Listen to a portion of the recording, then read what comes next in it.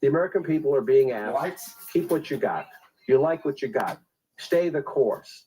That was not a stay the course performance from a president who, when he walked on stage, knew the fundamentals of this race were already bent against him.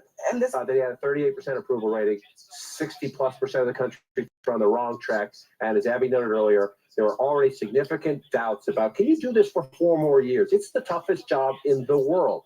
And so even in the middle of the debate saying he had a cold, I have a cold. I get it. I get it. That sucks. But he's the president of the United States. When the phone rings at 3 o'clock in the morning, the world doesn't matter if you have a cold or not. And the president did intensive preparation for this debate. I mean, that's the other part of this. And they signaled that repeatedly. They told repeatedly. I mean, he was in Camp David. All of his top advisors were there.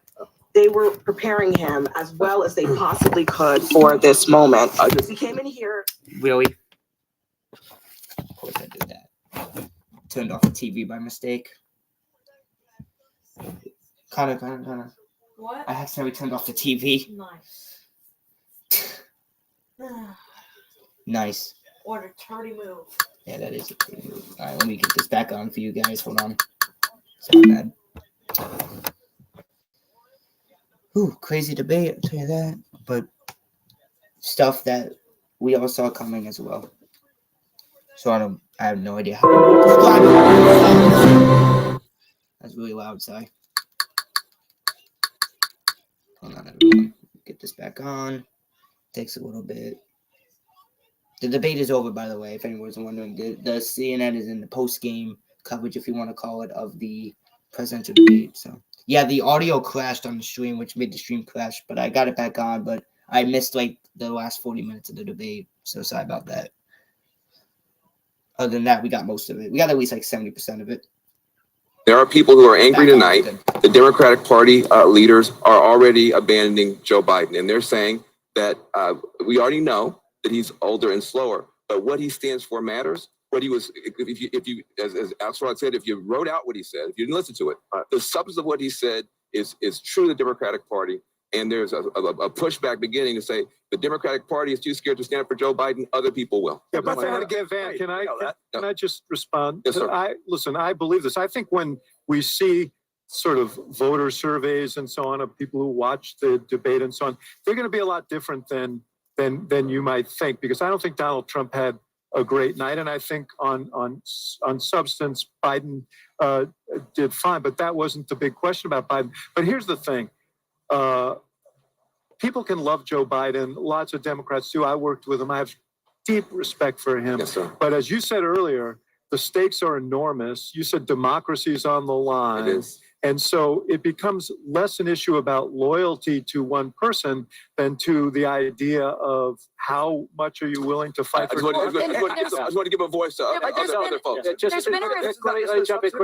me jump in quickly on this point that Van just made, because one of the reasons I started this voter project is Washington is often wrong about these things. So I'm always skeptical when all the elites in Washington or the people who live comfortable lives in Washington. This conversation is not just Washington. I want to make that clear tonight. This is Democrats across the country who are watching, Democrats who live in competitive areas, Democrats who love Joe Biden. It'll be interesting to see how it shakes out. But the other question I would just raise is, so there has to be a conversation with the president after tonight, right? Some of those conversations will be from people who say, sir, you should step aside.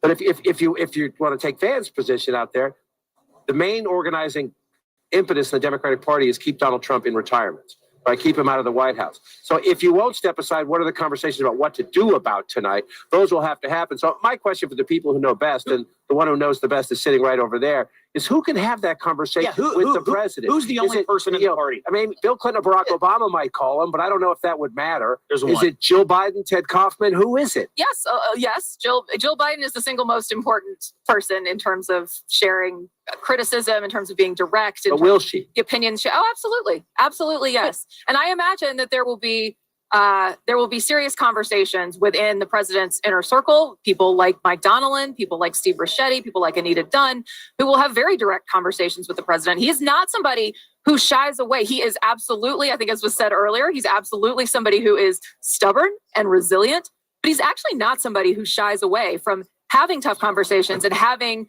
direct feedback. So yes, absolutely. I have to imagine there will be direct discussions with him about how to adjust the campaign for this. But I also think, to this point about waiting to see where actual voters land on this, is critically important before the elites sitting at this table determine that the rest of the country hated the performance. I think we got to see what voters have to say. All right, we're going to take a short break. When we come back, Vice President Kamala Harris will be joining us.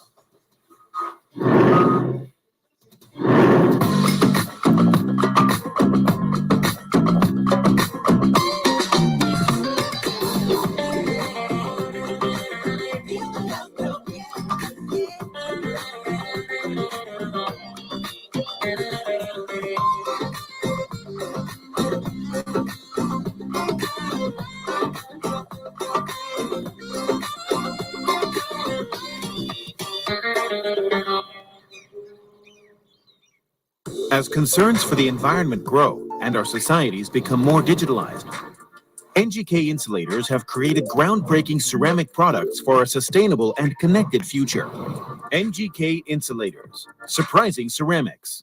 I got this $1,000 camera for only $41 on Deal Dash. DealDash.com. Online auctions since 2009. This PlayStation 5 sold for only 50 cents. This iPad Pro sold for less than $34. And this Nintendo Switch sold for less than $20. I got this KitchenAid stand mixer for only $56. I got this barbecue smoker for $26. And shipping is always free.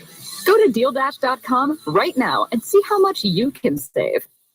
The ever-changing weather around the world. Ever-diverse terrain and roads across the world. With Kumho Tire that has conquered all. There is no road you cannot go. Go with Kumho. Kumho Tire. I'm Wolf Blitzer. This is CNN.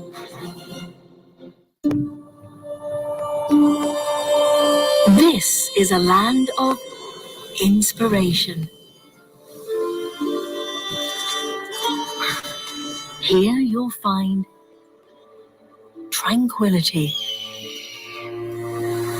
and places that fill your senses. From ancient treasures to modern vistas.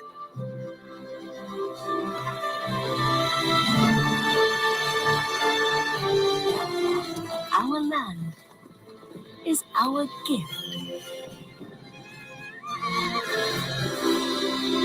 It provides for us and inspires us to share it.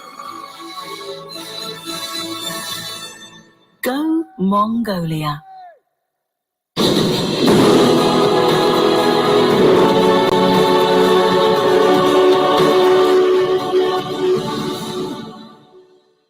Every weekday morning, Here are the 5 things you need to know to start your day. get the news you need How about this for an earnings call headline? in 5 minutes or less.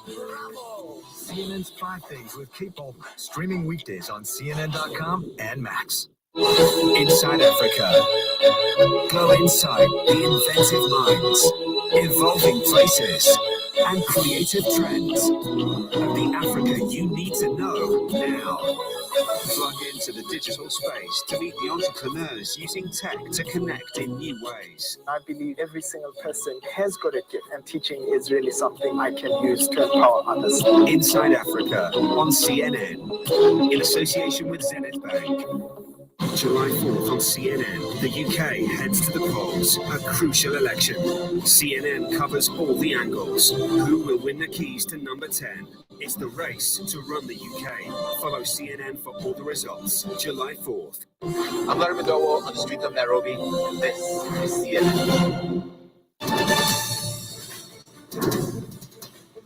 The first debate of the 2024 presidential campaign is now history. The fallout from it is just getting started. Joining us now is Vice President Kamala Harris. Madam Vice President, thanks for being with us.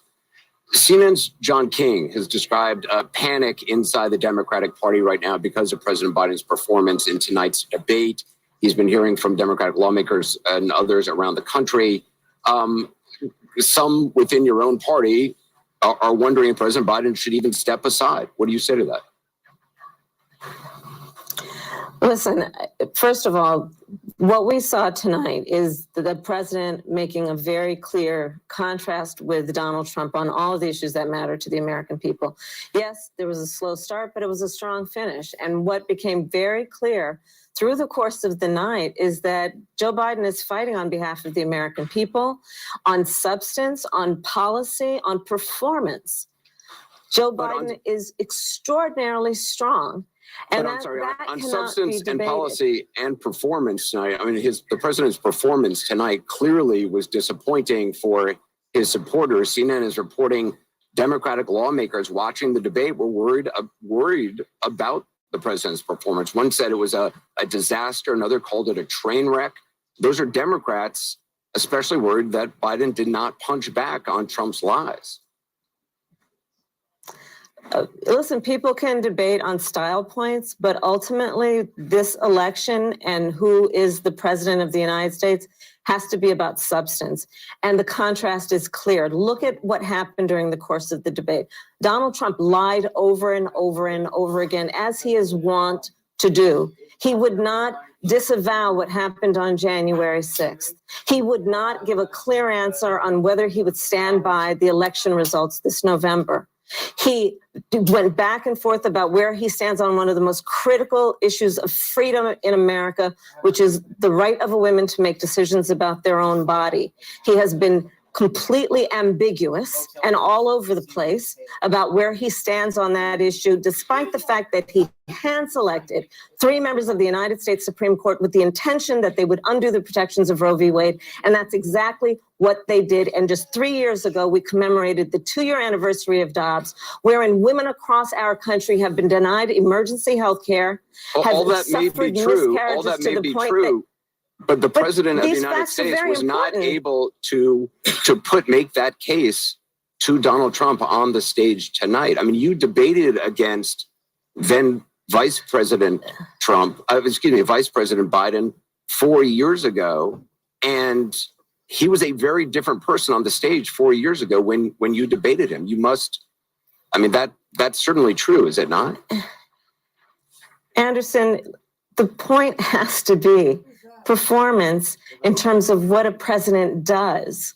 A president who incites an insurrection against the Capitol. No, but I got the point that you're making about a 1.5 hour debate tonight.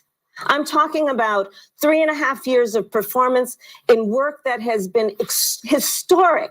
But is that the man who we saw on the stage tonight? Is that the person you see in meetings every day?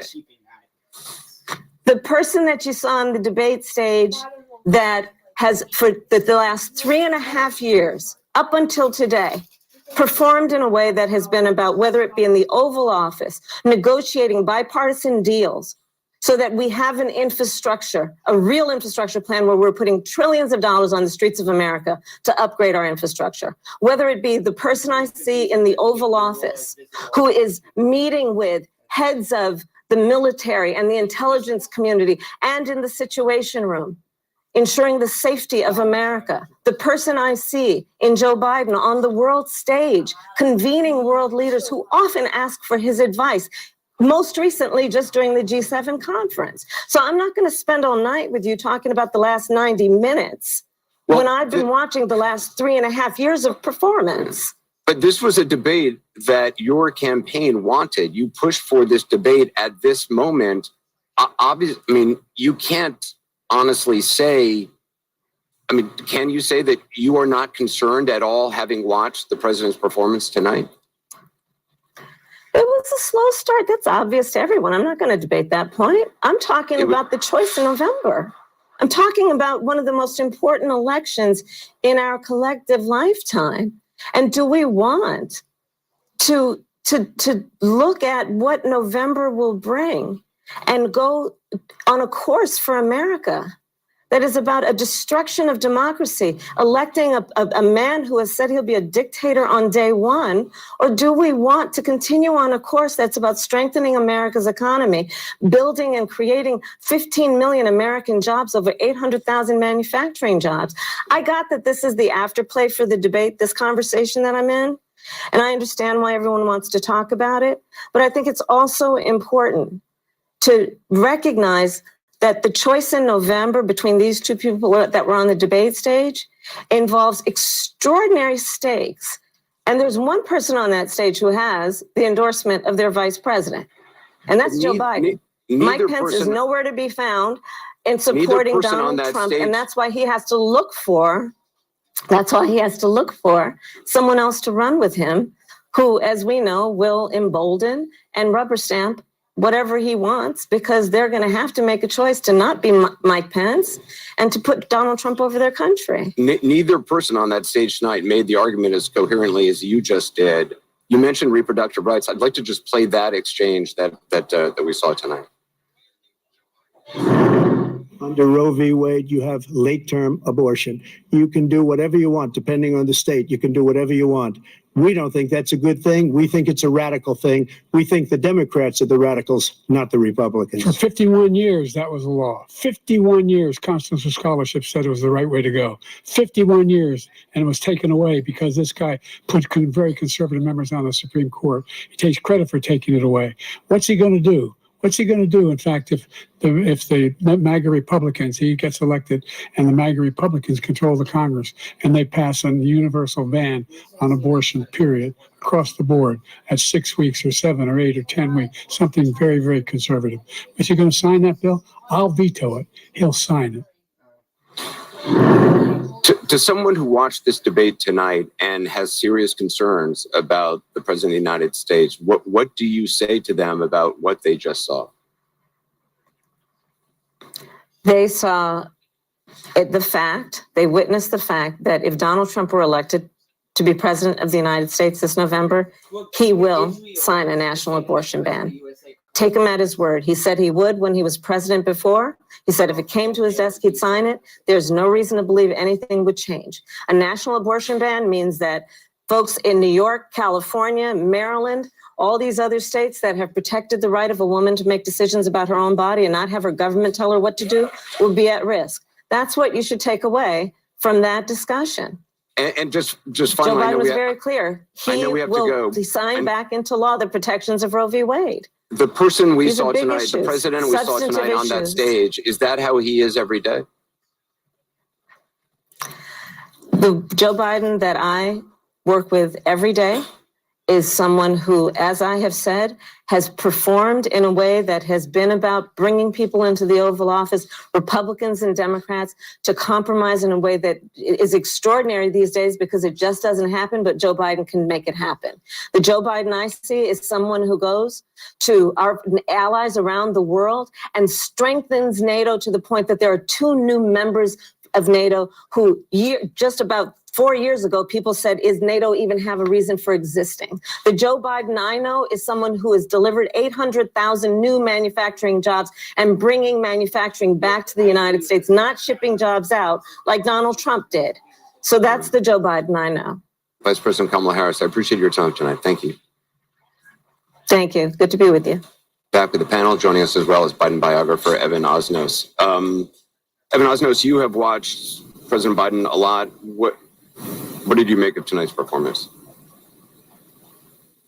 I don't think there's any other way to put it. This was clearly a person who was diminished from where he was on the debate stage 4 years ago. I think for a lot of Americans who don't follow politics closely, they saw that and they were shocked. I will tell you, Anderson, what I see now and over the course of the next few hours and days is that it's going to come down partly to how Joe Biden makes sense of this, because his self-mythology has always been, okay, I'm the guy that gets knocked down and I get back up. That is, in some ways, it could be a real impediment to him if he's not going to be able to listen clearly to what people around him are going to say. There has to be some very hard conversations. And if he is in some ways occluded by that story that he tells himself that he can always prevail, that's going to interfere with his ability to be a clear strategic thinker.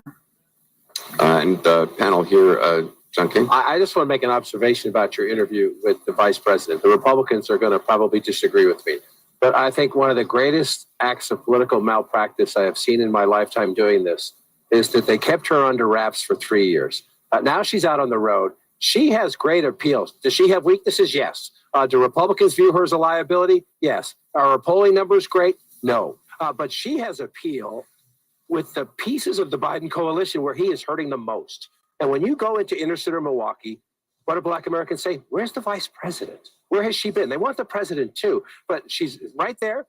Is she feisty communicator, good on television, and they kept her under wrap for 3 years. Now she's out there busy on the campaign trail. I know in Republican places, you'd beat her up, but in a close competitive race, when you need all hands on deck, that is an asset that should have been working for them from day one. And Joe Biden was vice president for 8 years. If there's anyone who should have understood how hard it is to be vice president, how hard it is to establish an identity as vice president, it's him. And again, she's churned through staff. She has issues. There's no question about it. But she also has potential star power. And on issues like reproductive rights and in the Black street community, she is a great asset to this team, and they have kept her under wraps. I would say two things, John.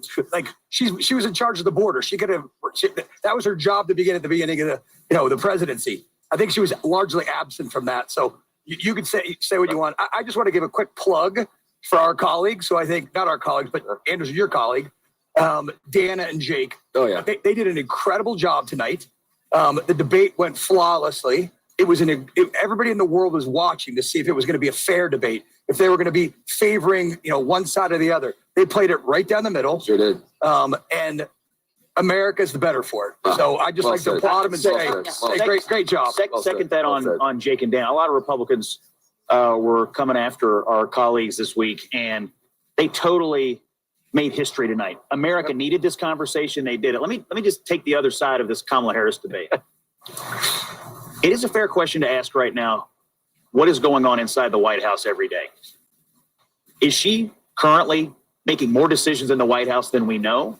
Who is making decisions in the White House right now? We're talking about this in terms of, can Joe Biden win an election and serve for 4 years? I want to know what's happening on a day-to-day basis. To me, she is the big story tonight because her position in this administration, in this campaign, has become magnified by 1,000 right now. All right. Well, but she's always. Oh. Sorry, we got to take a break. Given all the talk tonight about the truth and lies in the debate stage, we're joined by the fact checker Danielle Dale, also ahead Republican Senator Marco Rubio. A lot ahead. Stay with us.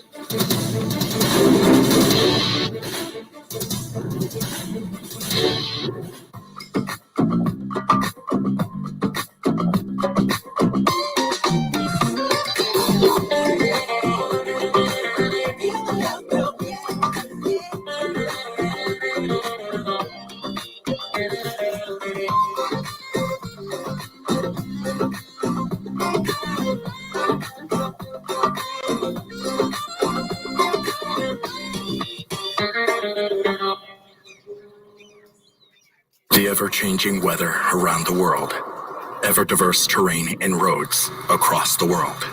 With Kumho Tire that has conquered all. There is no road you cannot go. Go with Kumho. Kumho Tire.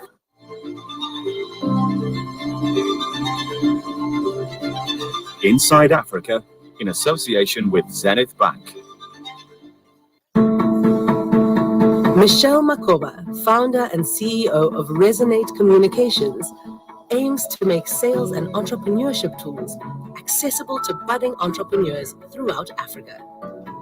Hello, Resonate community, and welcome to the Resonate podcast. Actually, welcome to the best and the biggest sales and entrepreneurship podcast in the world. I have the one and the only DJ Swoop. Good day, ma'am. Welcome. Such an honor to have you. Thank you. So over 25 years ago, I was the young girl fake reading a newspaper because I wanted to be a news reporter on CNN. And years later, CNN is telling my story. That is just a testament that dreams do come true. Dubai is the world's fastest growing venture capital ecosystem. With a stable economic proposition, it has cultivated an environment for early stage businesses to not only grow, but to redefine industry standards. Access to dedicated public funds, an agile regulatory framework, and pioneering government accelerators has sculpted a diverse and competitive investment destination where the promise of green city initiatives and accelerated financial growth will continue to draw venture capital from across the globe. Dubai, where innovation meets investment. I'm Max Foster in London, and this is CNN.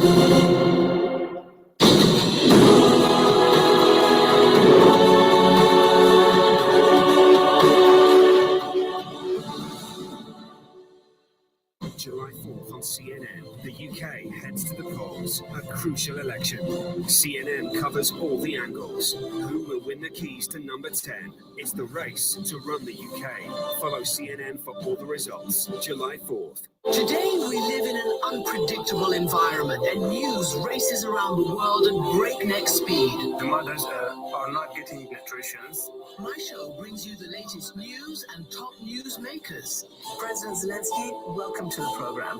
Thank you so much. Democracy will win if we fight for it. Wait a minute, is Ukraine failing? No, we are not failing. We are moving forward. We're calling this the reunion of the peacemaker. Alan Paul, weekdays on CNN.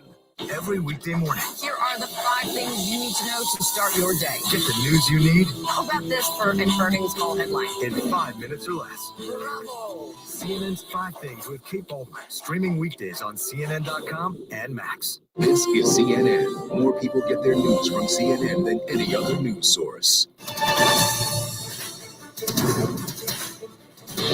The candidate's performance and demeanor tonight notwithstanding, there is the crucial question of the truth of what was actually said on stage. And our fact checker, Daniel Dale, joins us now. So, Daniel, what stands out to you? What stood out was the staggering number of false claims from former President Trump. On first count, Aaron, I counted at least 30 false claims. Now, President Biden also made false claims, at least 9 false or misleading statements on first count. I'll give you some of them. He said he's the only president in a while who didn't have any troops dying anywhere in the world. Troops have, of course, died on his watch. He said he's put in a $15 per shot cap on insulin and Medicare. It's a $35 a month cap. He said it's a $200 cap on overall drug spending in Medicare. It's $2,000 a year. He said the border now has fewer crossings than when Trump was in office. That's generally not true. He said, or at least strongly suggested, unemployment was at 15% when he took office. It was actually 6.4. He said Trump wants to get rid of Social Security. Trump doesn't. He said billionaires pay 8.2% in taxes. It's much higher. He said Trump told Americans to inject bleach amid COVID. We know Trump made foolish comments about scientists studying disinfectant injection, but didn't frame it as advice to people. And Biden said the Border Patrol endorsed him. No, its union supported the border bill he supported, never endorsed him himself. In fairness, the president did appear to clarify that one. Now, the Trump list, it is way, way longer. So deep breath. He said some Democratic states allow people to execute babies after birth, an egregious lie that is illegal in every state. He said everybody, even Democrats, wanted Roe v. Wade overturned. Roe was supported by 2/3 of Americans, even more Democrats. He said every legal scholar wanted Roe overturned, abortion returned to the states. Legal scholars have told me directly this is not true. He said the U.S. currently has the biggest budget deficit ever. No, that happened under Trump in 2020. He said the U.S. currently has a record trade deficit with China. That also happened under Trump in 2018. He said Biden personally gets a lot of money from China. Zero evidence of this. He said there were no terror attacks during his presidency. In fact, there were multiple attacks. He said Iran didn't fund Hamas, Hezbollah, other terror groups under his presidency. Iran, in fact, did. He said Biden wants to quadruple people's taxes. That is pure fiction. He said the U.S. has provided way more aid to Ukraine than Europe had. It's actually the opposite. He said the U.S. has provided about $200 billion in Ukraine aid. It's closer to $110 billion. He said 18 or 19 million people have crossed the border under Biden. That is millions too high. He said many of these migrants are from prisons or mental institutions. His own campaign cannot corroborate this. He said Biden has only created jobs for illegal immigrants. Total nonsense. He said Nancy Pelosi turned down his offer of 10,000 National Guard troops on January 6th. There's no evidence she even got such an offer. It was the president, not Pelosi, who had the power to deploy the DC Guard. He said Pelosi now acknowledges she turned down the troops. No, her office tells me this claim is still a lie. He said he deployed the National Guard to Minneapolis in 2020. Actually, that was the Democratic governor. He spoke of, quote, ridiculous fraud in the 2020 election. Zero evidence of any widespread fraud. He said NATO was going out of business before he took office. Completely, clearly absurd. He said the U.S. was paying 100% of NATO before he came along. The U.S. made up about 71% of NATO defense spending, not 100. He said he, not Biden, is the one who lowered insulin prices in Medicare. He did it for some seniors, but Biden did it for far more. He said Biden indicted him. Again, no evidence Biden has had a personal role in any of these 4 prosecutions. He said Europe takes no U.S. cars, just not true. He spoke of food prices quadrupling under Biden. That's a wild exaggeration, though they are up. He said Biden made up the idea he called dead service members suckers and losers. No, the Atlantic magazine reported that. And then former Trump Chief of Staff John Kelly corroborated it. He said Biden called black people, quote, super predators for 10 years. Biden never once deployed that phrase, let alone for 10 years, though he did at least once speak of, quote, predators without specifying it was about black people. He said his Trump tax cut was the largest in U.S. history. Not true, though, in fairness, Biden also said this. Trump said China and others stopped buying from Iran under him. China never stopped. He revived his pet lie, I don't know how many times I've done it, that he signed the Veterans Choice Program into law. Barack Obama did that in 2014. Trump signed an expanded version in 2018. And finally, Trump said Biden got rid of that veterans program. Biden has not done that. All right. Well, Daniel Dale, thank you very much going through every single one of those clearly. Long list. And I'm joined now in the spin room by someone on the short list of candidates who could be selected as Donald Trump's running mate, the Florida Senator Marco Rubio. And Senator, I appreciate your time. Thank you. All right. Well, I want to talk about the appearance of everything as we've been talking about, but what Daniel Dale just finished when he went through every single one of those points, does that give you pause? Well, first of all, some of those things, the last one he talked about was the VA choice. The VA choice program has actually not been fully implemented. It's been undermined in its implementation. So I think what Donald Trump is saying is that basically this was in place, it was expanded. The Biden administration has actually slowed it down and impeded its implementation. I don't remember all 30 of them he went through, and obviously we don't have to go through the Biden ones either. Suffice it to say that I think tonight, we all are in politics. I'm in office, you guys cover it, but there are millions of people watching who basically want to ask themselves, were we better off under Trump or were we better off under Biden? Did I have more money in my pocket? Was the world safer and more secure? Was the country safer and more secure? And I just think more and more Americans are concluding that they were better off in the 4 years Trump was president than in the 3.5 years that Biden has been president. And I think that's the core issue of this campaign that's going to decide it. Even with COVID? It was bad. Yeah, COVID was bad, but Trump didn't create COVID. COVID impacted the entire planet. But that was how people felt. That was what they lived through. Sure, but what does Trump have to do with COVID? He didn't invite, and on the contrary, I vividly recall when he implemented the travel ban from China, I want to say January, maybe February of that year, it was Nancy Pelosi and people like that were criticizing. I think Biden called him a xenophobe for the China ban, and we wish we would have done it earlier in hindsight. He invested a massive amount of money, which we had to do, in Operation Warp Speed that came up with not 1, but 3 vaccines. So if you think about our efforts and the Patient Protection Program, which is bipartisan, but his administration was a key part of, saved Main Street America when everything was being shut down, including states that were shut down for a year. So even those things he doesn't get enough credit for. But obviously COVID was an anomaly in human history, something that happens once every 100 years and hopefully never happens again. But overall, people have recollections of those years in which they had more money in their pocket. That's a fact. So I want to ask you about some things as you sit here as his surrogate that he said tonight that are important to you. And I want to start with NATO. The issue of NATO came up and what he thinks about NATO. I want to play that for you, Senator. Okay. This is the guy who wants to get out of NATO. Are you going to stay in NATO?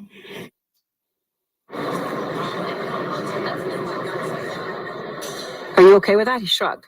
Well, I think this is the negotiator in him. I was in the Senate when he was the president, and he would talk to these guys, not like a politician would normally, but he basically is trying to negotiate so that our partners do more. Interestingly enough, the Eastern European countries all punch above their weight in terms of how much they contribute. Poland is an example. The Western European countries have been slower to come to the table and do more. Now, Germany's got going after the Ukraine, and others have gotten going a little bit more. But the truth of the matter is that NATO has been an unbalanced alliance for a substantial period of time. And we tolerated it during the Cold War, but now I think that has to be re-examined. So it's not so much about getting out of NATO, but you have to use some sort of leverage and negotiating tactic to force countries that have these massive social safety nets to spend a little bit more money on their own defense. So you see it as negotiating. I mean, I know you led legislation that would have required an act of Congress before a president of the United States could withdraw the country from NATO. Sure. Did you do that because you were worried about Trump? No, I think that Congress has an important role to play in an alliance, which is basically a treaty. But by the same token, I would tell you, and I think, by the way, Trump is not the first president in American history. Virtually every president in American history has complained about the Europeans not spending more. And why would they? They have these massive social safety net programs and they don't want to take money out of that and put more into their defense. Some of these countries are highly capable of doing more. You look at the attrition of French military capability and other French capability and other military capabilities from multiple European countries. Well, they're offering to We're a put big troops on the economy. ground if necessary. Well, but you need to invest 10 or 15 Okay. years. They can't even get their troops there. We would have to transport them as like we had to do when we sent them to North Africa, or help them by getting their troops to North Africa. These are legitimate points. If we want to have a strong NATO, every country has to do their part. And that's what he's saying. And I think he should have as much leverage as possible to get that done. So you're sitting here, you're a surrogate for the former president. This is the most important event of this campaign so far. There's supposed to be another debate. We don't know if there will be. This might be it. Are you the VP? Oh, I don't know the answer to that. And no one's told me I am. I haven't have any reason to think they've even been thinking about it this week. But we'll know who it is at some point in the next 2 weeks. And the good news for Republicans, and I'm sure you've had others on the air tell you the same thing, but it's the truth. We have 8 or 9 people that I think could do a great job. It really comes down to who the president thinks would do a good job. And either way, whether I'm in the Senate or I get a chance to serve in the executive branch, I want to be a part of these issues that we're facing at this moment in our nation's history because they're that important. But that's his decision to make. So can I ask you, because there's one thing I want to get you and the president, former president, both live in Florida. Yeah. Now, according to the Constitution, state electors have to vote for a president and a vice president, one of whom shall not be an inhabitant of the same state with themselves. Oh, is that still in there? That's still in there. So Florida, you can't get the 30 electoral college votes in Florida if you've got 2 people from Florida on the ticket. So would you move? Would you establish residency somewhere else? Listen, that would be presumptuous of me to talk about that. No, the job has not been offered to me. I am not the vice presidential choice. No one is right now. And we'll cross bridges when we get to them. Tonight is about the debate. I'm not trying to evade you. I honestly don't know who he's going to pick. And, those are things that you have to make a decision on. And we'll figure out whoever it is that they pick, what it is they need to do to make their candidacy possible. But ultimately, I think, and I'm not trying to get back to the debate because I do think it's an important night. Maybe this is the last debate. I don't know. I hope it's not. But if it is, I think there's an element here that, look, I don't take glee in it in saying this, but clearly the president struggled tonight. And I do worry about the impact that has in Beijing, in Tehran, in places in Moscow, where adversaries see that and perhaps feel emboldened to be more adventurous in their attitudes towards the United States because they feel our president is somehow struggling. And that's not a good thing for our country. And I think that was painfully obvious tonight. And I haven't watched what people are saying on the shows, but we saw that tonight. And I do think that's a factor here. I really do. All right. Well, Senator Rubio, I appreciate your time and thank you very much. And coming up, the results of our flash poll of voters' opinions of tonight's debate. Our David Chalian is going to join us with all of the numbers, the details, the analysis after this.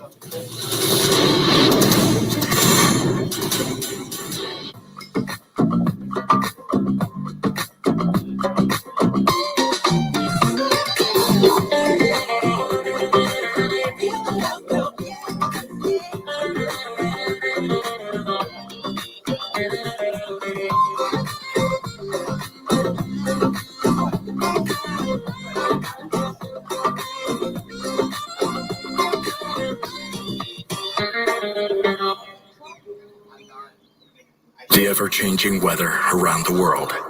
Ever-diverse terrain and roads across the world. With Kumho Tire, that has conquered all. There is no road you cannot go. Go with Kumho. Kumho Tire. Thinking of banking in Africa? Think Zenith. In today's fast-moving, fast-changing world, you need a financial partner that understands your unique expectations. A bank with presence in major financial centers across the world, with the enabling platform to facilitate seamlessly whenever, wherever, however. A bank with best-in-class financial solutions from a superb combination of technology and human touch for easy, fast, and secure banking that creates real value. Turning dreams into reality is now in your hands. People, technology, service. Zenith Bank, in your best interest. For World Sport, I'm Don Riddell, and this is CNN. This is a land of inspiration. Here you'll find tranquility and places that fill your senses. From ancient treasures to modern vistas,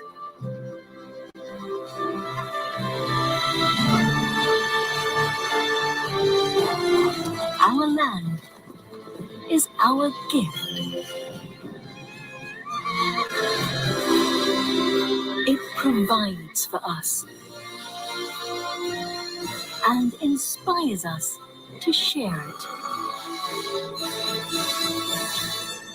Go Mongolia.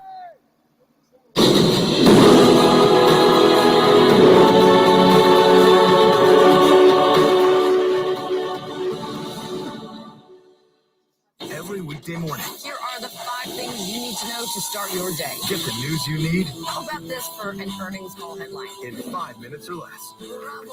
CNN's 5 Things with Kate Bolton, streaming weekdays on CNN.com and Max. Discover the land of the rising sun, from the vibrant streets of Tokyo to the enchanting landscapes. Come explore Japan with CNN. My first friendship bracelet. And experience the best of this rich nation. A desire to create timeless beauty everywhere will take you to what truly matters.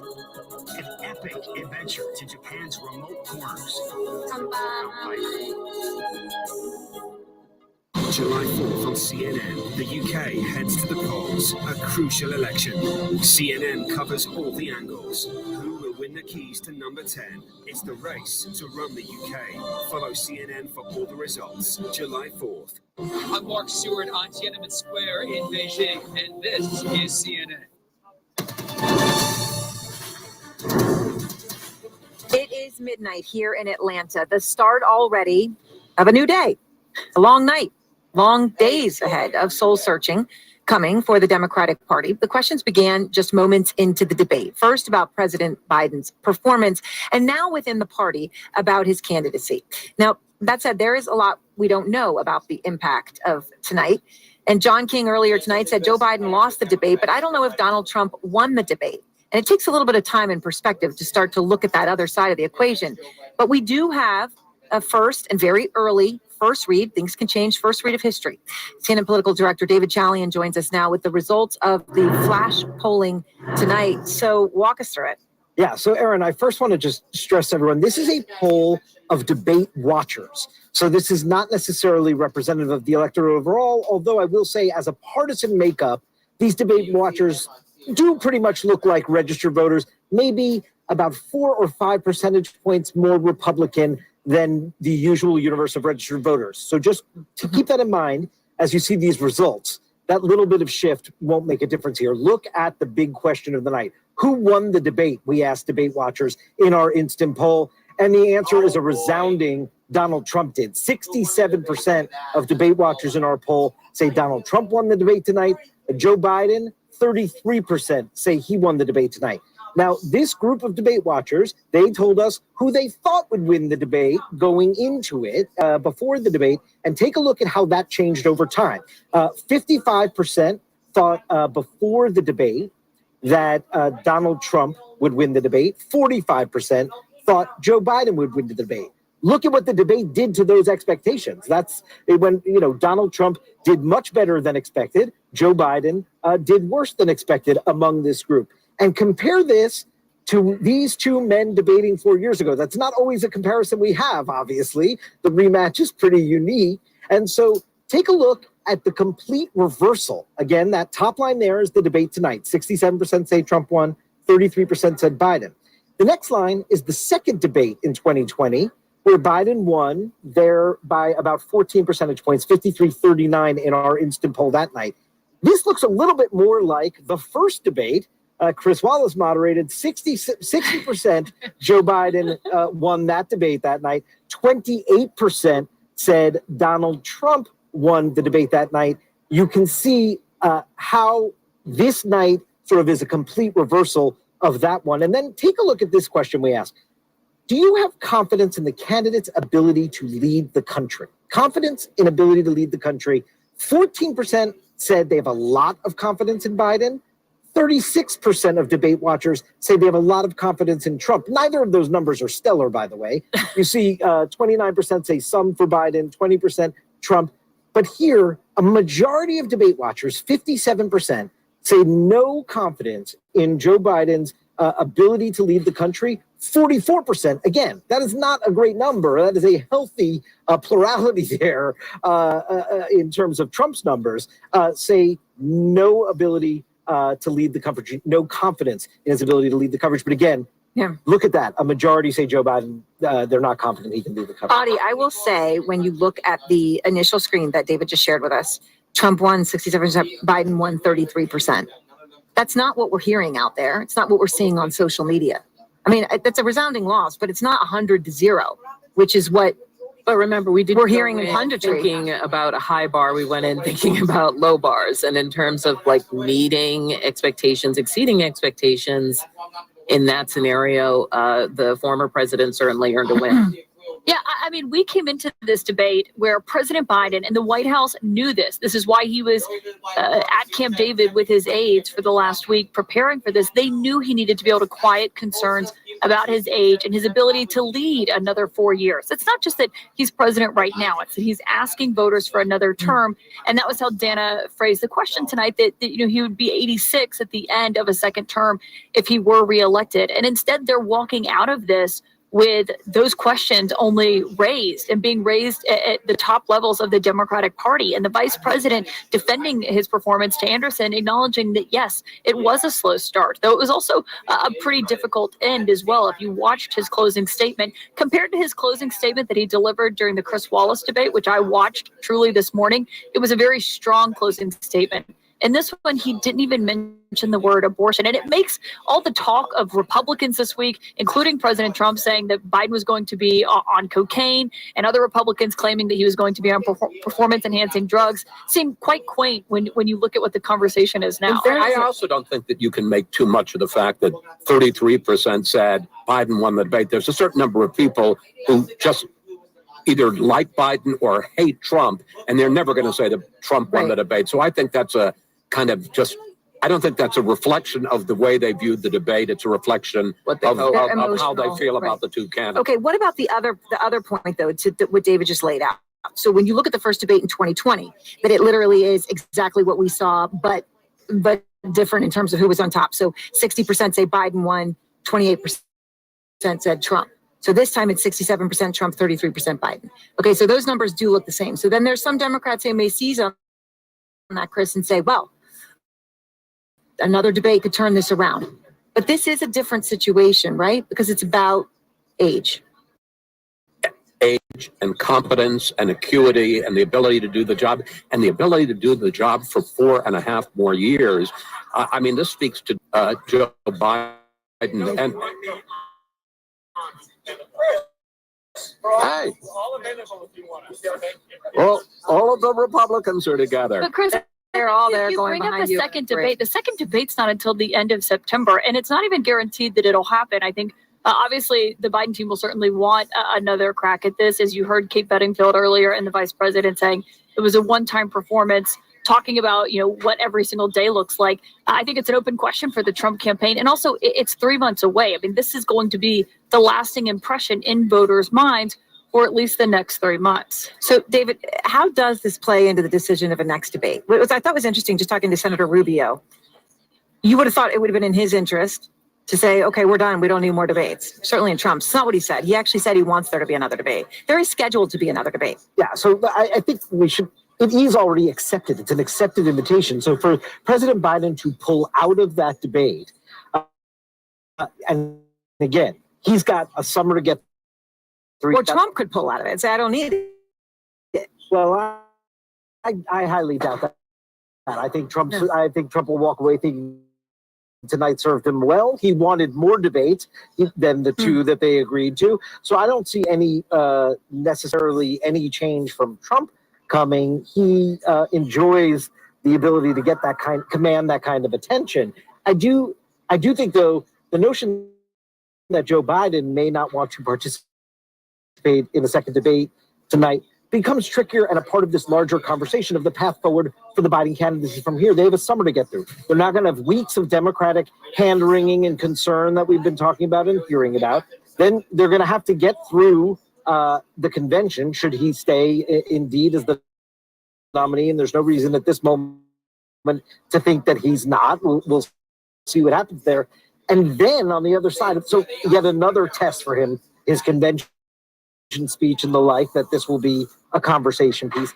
And then head into that debate to kick off the voting season. Remember that debate on September 10th, that is right up against when people early voting, early voting. And so that that would be a big move if he's going to remain the nominee to pull out of a debate. All right, all stay with us. Next, we're going to go to the battleground state of Michigan, where a focus group of voters watched the debate, is standing by with our Laura Coates.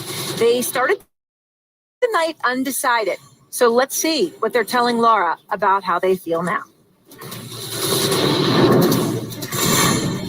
Angola is a hidden gem, full of potential.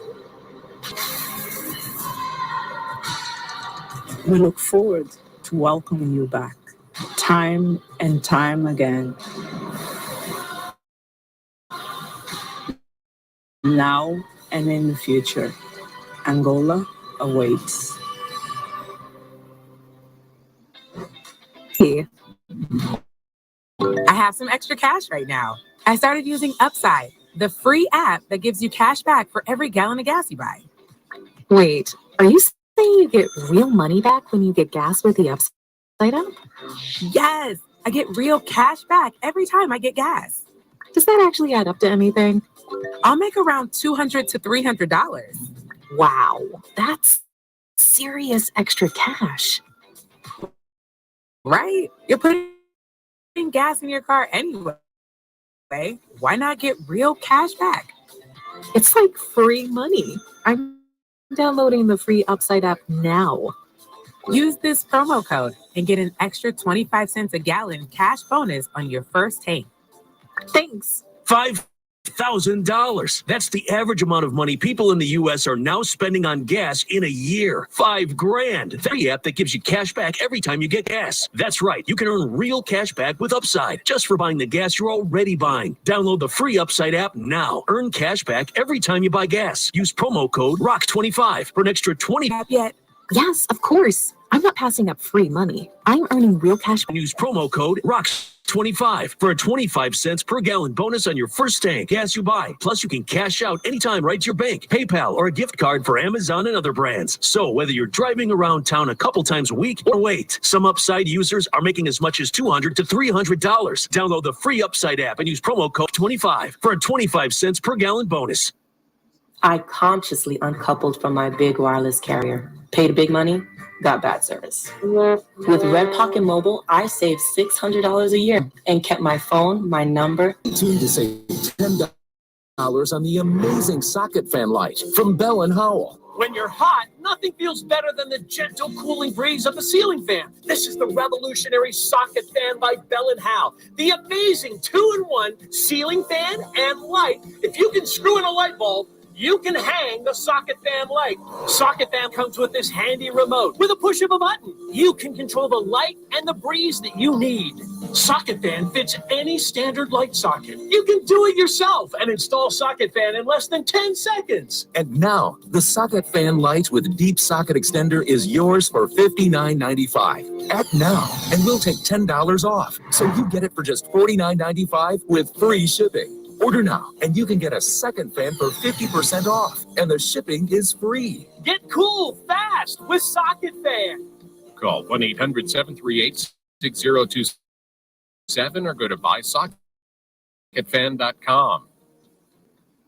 After Homoglow cleaned our place for $19, we fired our old housekeeper. Homoglow tackled everything from our kitchen to our bathroom, all our laundry. You just pick a date, pick a cleaner, and enjoy a spotless house for $19. I'm Christiana Mancour in London, and this is CNN. Good morning, everyone. I'm Casey Hunt. It's wonderful to be with you. This is a massive week in politics. I hate to kind of call you out right off the top. It is wonderful to see these women athletes finally getting the recognition they deserve. You ever want to try out, James Bond? CNN This Morning, today. Well, if this election plays out like the last one, it will be decided in just a handful of swing states. Right now, a quick look at what undecided voters in one of those states, Michigan, thought of what they saw and heard tonight. CNN's Laura Coach watched the debate with them, joins us now from Warren, Michigan. Laura, how was it? Anderson, Anderson. We are right outside of Detroit in Macomb County at Macomb Community College. It's a really important moment because, as you well know, this is a very important swing state. It went for Trump, then it went for Biden, but here in Macomb County, the votes actually went for Trump. And we were sitting with undecided voters to figure out what they were thinking. We got the reactions in real time, and there were some very consequential moments here. I want to begin, though, with everyone by giving a show of hands. I want to ask the people who are with me here today. Many of you came in undecided. In fact, most of you, by watching this debate, a show of hands, how many of you have now made up your mind? This is unbelievable to think about how impactful and influential this very moment was. I want to get a sense from all of you. We were all watching the appearance of the two candidates. What did you make of how they both performed and the way that they were appearing in the camera and beyond? Who had a strong reaction, especially to the age component? I would have to say, after watching the debate and watching how Biden handled himself and answering the questions, it reassured me of his unassurance to be able to lead our country. I'm concerned he was hesitant, very not cognitive. Seemed like his data, he was missing his numbers. So very concerning. That's somebody I don't think that needs to lead our country. Does anyone share that same opinion? A couple of you do. Who does not? Let me ask you. One of the big things that a lot of people forget, when we are typically speaking in day-to-day life, we tend to stutter as well. So sometimes it will take time to be able to think about what you're going to say. But regardless, when it comes to a strong leader and what we're looking for in a leader, I'm looking for somebody that I trust to be able to uphold policies that will protect me and are more concerned for the general well-being of everybody in the United States, which I got more from Biden, considering he did a lot more talking about policies, what he's done and what he plans to do. Whereas on the other side, from Trump, all I really heard was, I've done this and it was the best ever, but I never heard what it was. Or I heard that Biden was the worst ever, but I never heard why. So there was a lot that was left unclear for me. So while he may have appeared like a stronger candidate, on paper, there was a lot missing in terms of actual debate. You're nodding along, Victor. What do you say, so? I would agree with that. And the rules of the debate were you could not bring notes or any written material. So I'd defy anybody to try to speak for 90 minutes and not forget some facts. And the fact that, he struggled with that. He's always had a stuttering problem. But like she said, I think the leadership qualities are there. There was a very big moment as well in terms of a conversation about the felony convictions. As you know, there are 34 counts out of Manhattan for the former president of the United States. That was actually addressed today. I want to play for you all again and remind you of that moment. He could be a convicted felon as soon as he gets out of office. Joe could be a convicted felon with all of the things that he's done. He's done horrible things. All of the death caused at the border, telling the Ukrainian people that we're going to want $1 billion or you change the prosecutor. Otherwise, you're not getting $1 billion. If I ever said that, that's quid pro quo. How many of you heard that conversation between Trump and, of course, the debaters talking about the so-called weaponization of the government? Who believes and agrees with Trump here that he was only targeted because he was a political opponent of Biden? Show of hands. Wendy, you kind of grimaced for a second as to that agreement. Why? I definitely think that was a political move with the timing of how the charges were brought forward. And even the charges themselves. I'm sure there's many corporations who have employees who take care of the financial documents that write down a legal expense, and you just pay the bill. I mean, I wouldn't question every legal expense on a report, but that's a felony. Let me ask you, Steve, as well on this point. You seem to be nodding along. What's your reaction? I think that it's not so much the crime, it's the process or the process leading up. They're trying to use up his time so he can't campaign, use his money, his resources to pay for legal fees so he can't compete with Biden. I think that his mental acuity is a lot better than Biden's. Biden seems to be very tired. Actually, I'm tired of both of them because they just keep going back and forth, back and forth. We just need to get some younger people in there that have clean records that and start over.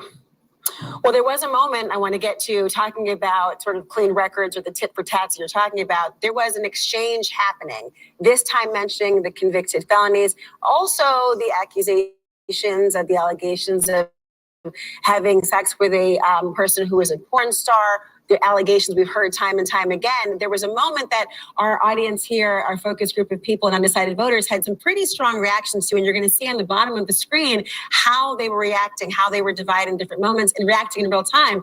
Listen to that moment. The crimes that you are still charged with, and think of all the civil penalties you have. How many billions of dollars do you owe in civil penalties for molesting a woman in public, for doing a whole range of things, of having sex with a porn star on the night while your wife was pregnant? I mean, what are you talking about? You have the morals of an alley cat. Good night, sir. I didn't have sex with a porn star. I mean, talking about the morals of an alley cat, for many of you, that was a visceral moment. What was your reaction? The entire time I'm thinking of the fact that I have 3 teenage boys that are sitting back and they're watching this presidential debate. And when I was growing up, we would have never been talking about molestation, rape, and having sex with porn stars. But here we are. So what kind of example am I setting for these 3 teenage boys who are watching both of these guys squabble on in this way? Which one of you or any of you were satisfied by the debate in terms of their performance to make a decision tonight if you had to vote? Would you know who you'd vote for tonight? Can I ask you who you thought won, Biden or Trump? Biden, show of hands, if you think he won the debate. Who thinks that Trump won that debate? Who's undecided? It's a really telling time, particularly in an area just like this, where those candidates are focused on an audience just like this. Could they persuade them? Could they make them decide? Tonight, many have already made up their mind as a result of what we saw. Anderson? Laura Coates, thanks. And thanks to all your group. I really appreciate them watching it with us. Back with the panel here in Atlanta. Not sure where to go tonight, but Yeah, you had a great point about Kamala Harris right after she talked. And I just wanted to make sure people got a chance to hear from you on it. 'Cause I thought it was really well put. Well, I think it's worth debriefing on that as well, because the conversation right now is also about her. Yes. And I thought her interview with you, Anderson, was one of the best times I've seen her in an interview with anyone. Yeah. And she clearly understood the moment, the challenge. She needed to defend the president, but she needed to defend herself as well. And I think that one of the things that people always want to see more from her is her personality, a little bit more fire, a little bit more quickness in responding even to things that are challenging. And she showed that tonight. And there's probably no more time in the 3 years that she's been vice president that has been more important than right now. Whether or not that all this chatter about what happens with Joe Biden means anything or not, voters need to understand who she is and whether she has what it takes to be in the second in line to the presidency. The reason I think it's so important is because I think if people had seen that Kamala Harris and the kind of confidence I think that she brought out in a lot tonight, a lot of Democrats took heart in Kamala Harris. She was on our air and other places, and their people are feeling confident in her. Had that level of confidence existed in a broader way earlier, people would have less concern about Joe Biden. Part of the concern about Joe Biden's age has been people not having that confidence in Kamala. So it's this kind of double thing. So I do think, I'm just trying to track what's going on here. I do think Kamala Harris did herself some good tonight, which ultimately may help. But listen, again, where's she been? No one's kept her in the wraps. That's not my job. I'm just locked her in the closet. I'm just saying she did good tonight. She's the one who does everything good tonight. Vice President. Hubert Humphrey once said the 2 biggest clubs in the world are the Would Have Club and the Should Have Club, and neither are worth belonging to. It really doesn't matter now. Yes. What does matter is what application does it have now. And I'll say one thing. She has been doing a lot better lately, and she did, I think, tonight. If there's a for all of the caricaturing of her, If I would not want to be the person sitting across from her in a vice presidential debate, and there's supposed to be one. We'll see if it happens. Well, listen, there are very real concerns tonight and conversations that are being had, hand-wringing about what is going to happen. What the Biden team is obviously going to do is wait the next couple of weeks, see if the polls shift. But I expect that you're going to see not just the vice president out more, you're going to see Gretchen Whitmer out more, you're going to see Gavin Newsom, and they're going to be campaigning for Biden, but they're also showing the chops that they have, because there is a non-zero chance after the performance tonight that a change has to be made if the president were to step aside. And there is a bench. Dems actually have a very strong bench, but not the strongest person at the top of the ticket. Guys, this conversation about Harris, I mean, listen, first of all, this was not a good interview. She couldn't answer a simple question about what's Joe Biden like on a day-to-day basis, because the honest answer is not acceptable. That's number one. Number two, listen to what you're saying. The sitting president of the United States is so out of it and infirm that you're now turning to the vice president of the United States to carry your ticket and your party when they are currently in office, supposedly running the country. Yeah. This is a scandal. The White House press secretary this last few days have been telling us, oh, the videos you've seen of Joe Biden aren't real, they're fakes. The U.S. government right now has a president, and none of us are quite sure what goes on a day-to-day basis, and you're putting all your hopes and dreams into the VP. Okay, that is not true. As somebody who left that White House about a year and a half ago, I can tell you. A year and a half? I can tell you that he is somebody who is very direct in meetings. Behind closed doors, he's great. He had a bad night tonight on the debate stage. I'm not disputing that, but I can tell you he drives the ship in the White House. He's the person who makes the decisions. You sit in meetings with him. He's asking you for details. He's always asking you for the dang thing you don't have. But not for nothing. And so I understand. I understand what folks are saying. But to say that Kamala Harris was lying about Joe Biden, about how Joe Biden, she did though. But by the way, world leaders are just not true. Point out that what Scott is doing right now is what he's doing the Republican Party line there. This is what Republicans are going to be saying. And off of this debate that, now it's clear that Biden is functioning as president. He's not a great communicator. That's pretty obvious. They're coming to get you. How is it? Yeah. How is it clear that he's functioning as president? How is it clear? Well, the fact is that he's talking to foreign leaders all the time. He's traveling. He just came back overseas. Okay, but world leaders are bracing for a Trump presidency. Our European allies are bracing for Trump to win. The Arab state leaders are all bracing and planning for Trump to win. All I'm saying is when you honestly look, Scott, maybe it is a bit overstating it that Joe Biden is not there at all in the White House. But when you talk to regular people, most people, they just take a passing glance at what happened tonight, and they roll their eyes and they say, why is this our choice? And it confirms to them their view that this is basically something they don't need to pay attention to because they have nothing but bad choices. That is a very, very bad thing for Democrats. I don't think a lot of people are sitting here analyzing it to the degree that we are, but for most regular people, they're just saying it confirms what they have already believed about Joe Biden, about whether he can do 4 more years, about whether he is doing a great job today in the presidency. I mean, let's not forget his approval rating right now is partially because a lot of Americans don't believe that right now he is doing a job that they like. And if you just think about 2020 all over again, Joe Biden cannot afford to lose much.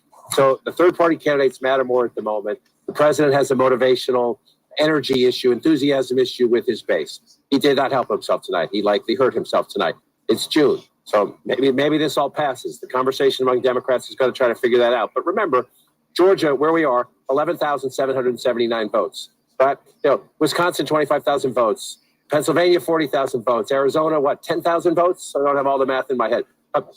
So he can't afford to lose much. Trump voters are going to come out. We know that. So the question is, he was already struggling. Biden came into this debate, not a ton behind, but enough behind for it to cause worry among Democrats. The reason the worry among Democrats has turned from worry into, I would say, panic, or at least lowercase p panic, is because they were worried coming in. They were already worried coming in that, look, he's vastly outspent Trump on television. in the battleground states, and it hasn't moved the numbers much. Now, you could also argue, if you want to do the half glass, half full or half empty argument, he's at 38% approval rating, and he's still very close to Donald Trump. That tells you America doesn't want Trump either. Right. America does not want Trump either. And so, but the president hurt himself tonight. There's no question about that. But the question is, do the Democrats vent tonight and get over it, or is this some more? Is there a more sustained conversation about what else do we do? I gotta take a break. Everyone stay here. Just ahead, we have more new numbers from our CNN flash poll on tonight's debate. We'll have that in a moment. You know, it's not go away, John. All those.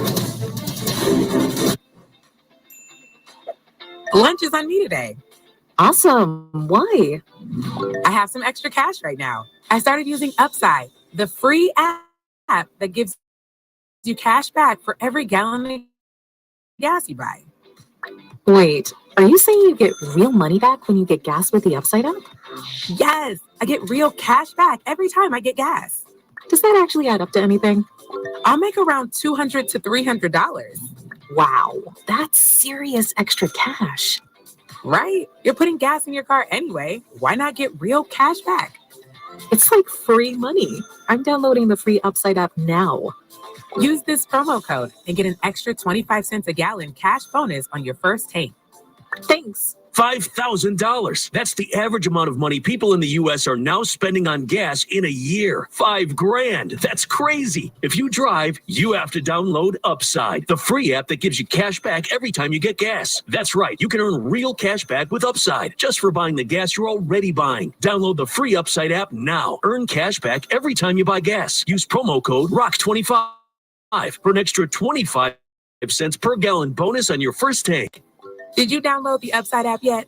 Yes, of course. I'm not passing up free money. I'm earning real cash back now every time I get gas.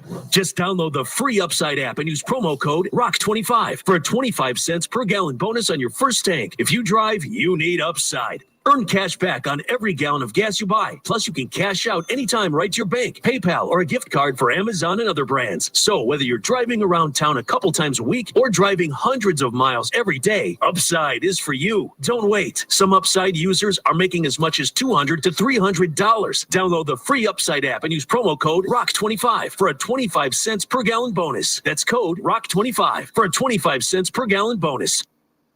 Every weekday morning, Here are the 5 things you need to know to start your day. stream CNN's 5 Things with Kate Baldwin for the news you need How about this for an earnings call headline? in 5 minutes or less. The battle for democracy. Because learn something every day. And the stories you'll want to share. Oh my God. Lift off. It is awe-inspiring to see when it happens. Bravo. We're in it together, guys. CNN's 5 Things with Kate Baldwin. Streaming weekdays on CNN.com and Max. How do we connect you with stories from around the globe? We're on the ground to follow the facts. We examine big ideas, we let diverse perspectives flow and ignite conversations that matter most to bring the world to you. Stay informed, stay connected, stay invested. From our studios in Abu Dhabi, join me for Connect the World with Becky Anderson. Today on CNN.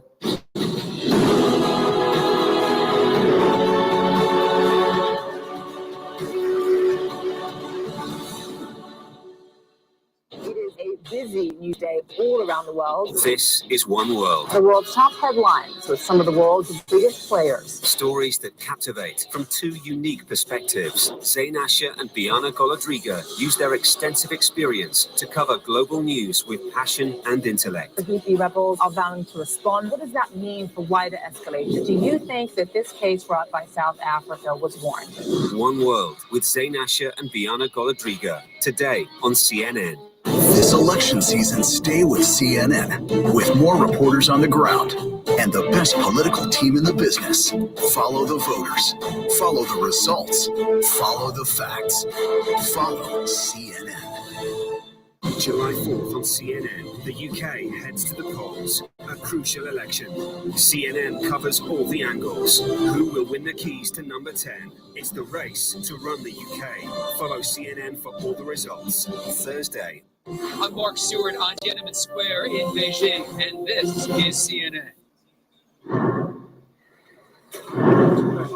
President Biden just moments ago at a Waffle House on the way to the airport here in Atlanta.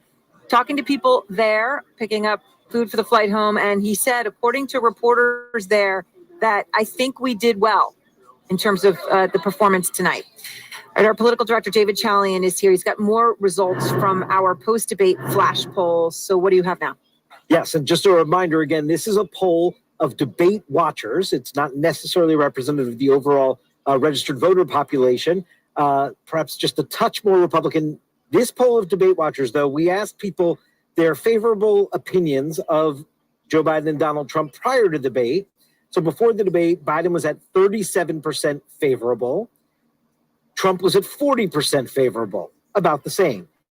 You see, there isn't a ton of movement there for Trump, well within the margin of error. He's at 43% favorable after the debate. And Biden is just a tick down at 31%. It's about a 5.5% margin of error. So definitely some movement there, less favorable view of Biden after the debate. This slightly more favorable view of Trump after the debate, but not a huge movement there. We asked who better addressed concerns about ability to handle the presidency. 48% said Donald Trump better addressed those concerns of his ability to handle the job. Only 23% of debate watchers said that of Joe Biden, and 22% said neither of them better address the ability to do the job. Here's a critical question. Did the debate affect your presidential choice in this election? Among these debate watchers, only 5% say that their mind is changed. 14% say they are reconsidering their presidential choice. But the overwhelming majority of these debate watchers, 8 in 10, said the debate had no effect whatsoever on their presidential choice. And the final question here that we asked is, after the debate, would you consider voting for Trump or Biden or neither? 48% of debate watchers said after the debate, they would only consider voting for Donald Trump. Slightly less, only 40% of debate watchers said that they would only consider voting for Joe Biden. Only 2% would consider voting for both of them. And 11% after the debate said they would not consider voting for either one. I guess and you see that the dissatisfaction with the choices. Interesting, Caitlin, when you look at this, though, no impact at all, 81%. But 5% of people being willing to reconsider their vote or to change their vote, or 14% reconsidering. The margins we're looking at now, those are significant numbers. The margins are everything. That's what's going to be what decides the election come November. And so that is, you're not going, even if you don't see a rapid amount of movement, it's the small margins here that are going to make the big difference come November. And what Donald Trump was able to do tonight, largely because President Biden was not, correcting him or pushing back on his lies, was to make his case to voters. And they've also had 4 years of distance from a Donald Trump presidency. And so that is how they're approaching this as they're looking at this. I think one of the most stunning things that happened in that debate tonight that has kind of gone unnoticed is that Trump did not commit to accepting the results of the 2024 election. He didn't in the town hall with us last year. And he was asked by Dana 3 times tonight about that. And finally, at the end, he said he would if it was a free and fair election. And that may sound different coming from anyone else, but for Donald Trump, it was a free and fair election in 2020, and he still did not accept the results from that. We should just note, this is the 3rd time that Donald Trump has been the Republican nominee or the presumptive Republican nominee. Mm-hmm. And this is the 3rd election in a row that he's been asked this question and said he wouldn't accept the results of the election. He said in a debate with Hillary Clinton, he made it clear in 2020 that he wasn't ruling out and just saying flatly yes. And tonight, again, you are totally right to note. I was the one who asked him the question in 2016 and 2020. Yeah. In a way, it's almost impossible for him to say, yes, I will accept it, because to do that would be to, in effect, say all of the concerns that I expressed in 2016 and especially over the last 4 years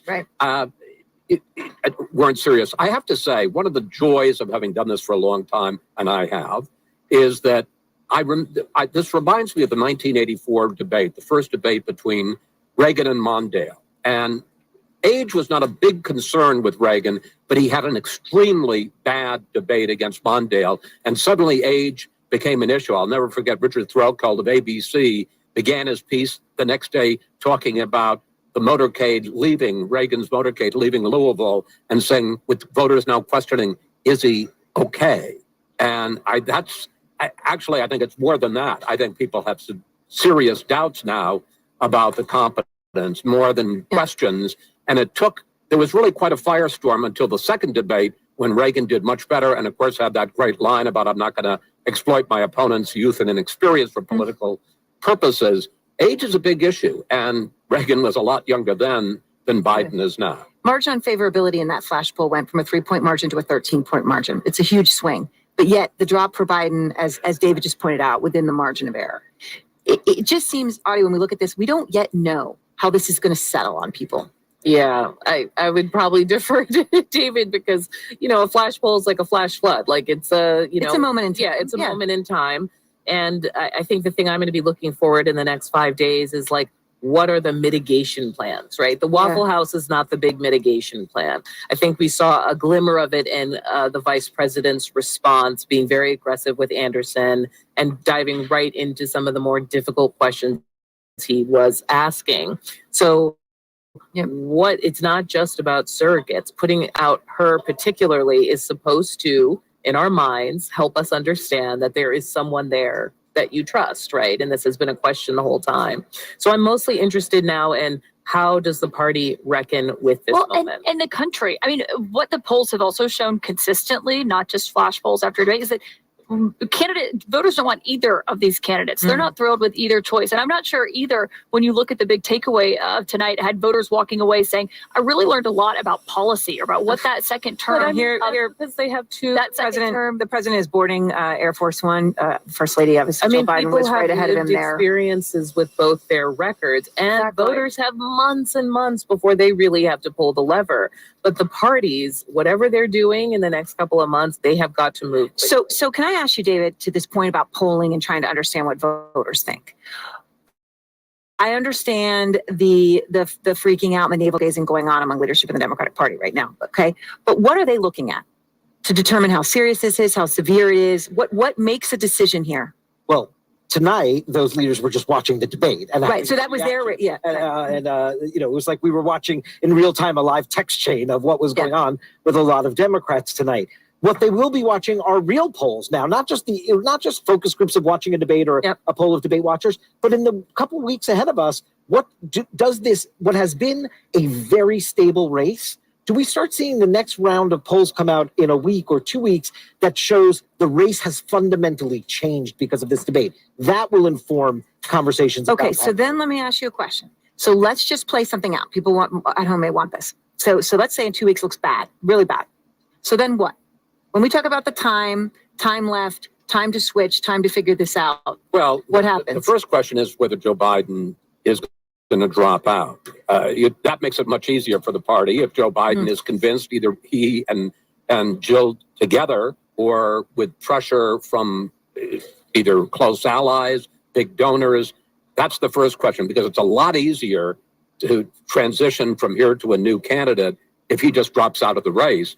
I honestly don't know, because this is all just happening, how hard it would be for the Democratic Party and all these pledged delegates. Maybe, David, how hard would it be for delegates who were elected in primaries to represent Joe Biden? I mean, the convention itself could happen at the convention itself, because the pledged delegates, it's not clear like how pledged they really are. You are right, though, Chris. I think if we are talking about Joe Biden not being the nominee of the party, I don't think it's because it's going to be ripped away from the convention. It would have to be him stepping down as the nominee and leaving the race. And the idea of that, I just think we are so not there yet. I know there's a conversation, but I really want to just take a breath here. Like Joe Biden, who has spent his entire life seeking to get this moment, who's fortified by his family, even with this conversation, and there will be pressure. This will be a real conversation. It really will happen. I just think before we take the leap that, yes, he's just going to step down and not be the nominee, and that's going to be the path out of here. That is just such an enormous place to get to from where we are. And also, when you look at, President Biden and how he makes decisions, there is no Gretchen Whitmer pressure. There is no Gavin Newsom pressure. There is no Pete Buttigieg pressure. The only two people on this planet who could potentially convince him to do something that serious, and I agree with David, we're not near there yet, despite some panic from people as they were reading Twitter tonight and watching this, is Jill Biden, the first lady who just walked up those stairs with him, and his sister Valerie. Those are the only two people who could, and any chance, counsel him to do that. And I agree with David. It takes the conversation out of where it was before, which is, oh, maybe this pundit's kind of disgruntled, or maybe this person's just trying to get attention. There was a lot of sort of shooing and dismissing of those concerns. And tonight was just a moment sort of laying it bare that maybe that conversation at least needs to be taken seriously in a way that it wasn't before. All right. Thank you all. And coming up, Anderson's panel has some final thoughts on this momentous night and a look ahead of where we actually go from here.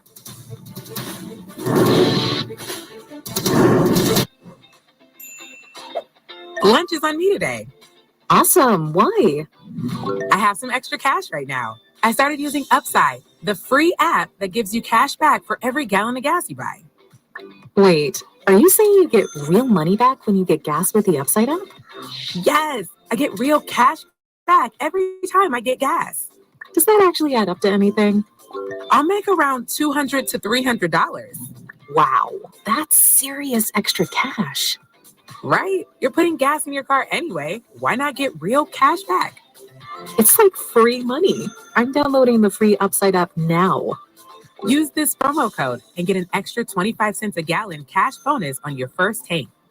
Thanks. $5,000. That's the average amount of money people in the U.S. are now spending on gas in a year. $5,000. That's crazy. If you drive, you have to download Upside, the free app that gives you cash back every time you get gas. That's right. You can earn real cash back with Upside just for buying the gas you're already buying. Download the free Upside app now. Earn cash back every time you buy gas. Use promo code ROCK25 for an extra 25 cents per gallon bonus on your first tank.